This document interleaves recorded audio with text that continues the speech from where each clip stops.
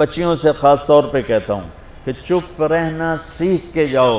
میں درد سے کہہ رہا ہوں، میرے ملک میں سسرال ظالم ہے، سخت ہے، بد اخلاق ہے۔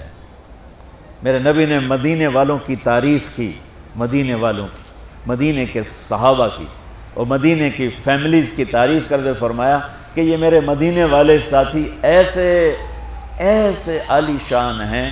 کس بات پہ عالی شان ہیں؟ کہ تہجد بہت پڑھتے ہیں، نفل بہت پڑھتے ہیں، جہاد بہت کرتے ہیں، تبلیغ بہت کرتے ہیں، ذکر بہت کرتے ہیں، تلاوت بہت کرتے ہیں۔ نہیں، سنو غور سے، فرمایا یہ میرے مدینے والے صحابہ یہ اتنے عالی شان ہیں، جب یہ کسی کی بیٹی کو لے آتے ہیں ڈولی میں ڈال کے تو آنے والی بچی کو ذرہ برابر احساس نہیں ہوتا ماں باپ کے گھر میں ہوں یا سسرال کے گھر میں۔ اور میں بچوں درد سے کہہ رہا ہوں، میرے دیس کا سسرال بہت سنگ دل ہے، بہت سخت ہے، شریعت کا پتہ نہیں ہے۔ یہ ہمارا جوائنٹ فیملی سسٹم بہت بڑی نعمت تھا، جب ایک دوسرے کا تعاون تھا، محبت تھی اور ایک دوسرے کو آگے بڑھاتے تھے۔ اب یہ مصیبت بن گیا ہے کہ اخلاق اچھے نہیں ہیں، زبان کا بول تیر کی طرح، چھری کی طرح، تلوار کی طرح کاٹ رہا ہے۔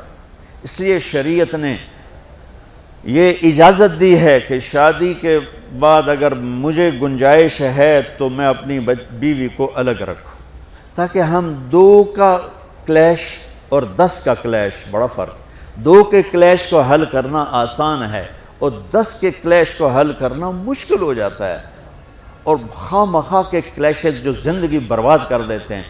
جس بچی نے میری نسل کو پالنا پڑھانا اور بڑھانا ہے، اسی کو میں تانے دے کے، جو اس کے پیٹ میں پرورش پا رہا ہے وہ تو پیدا ہوتے ہی نفسیاتی مریض ہوگا، چونکہ ماں پر جب ایسے پریشر پڑیں گے وہ پریشر بچے پر جائیں گے۔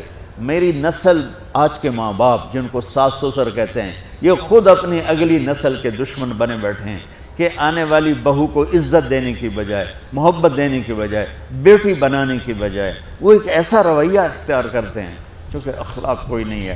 وہ سڑ کڑ مرتی ہے، نہ جیتی ہے۔ مشرق کی بیٹی ہے، گھٹ گھٹ کے مر جانا ان کی صفت ہوتی ہے۔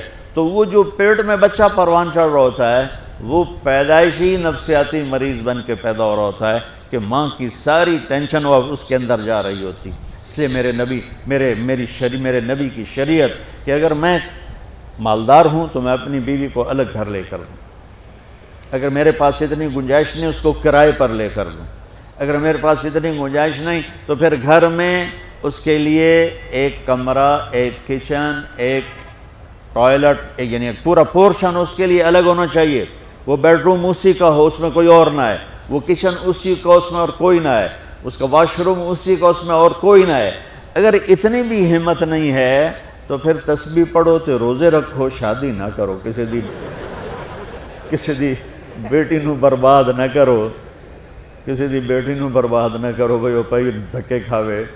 اگر تم اتنا نہیں کر سکتے ہو تو پھر مسیح تے چاہ جاؤ، اعتکاف وچ بیٹھ جاؤ بس۔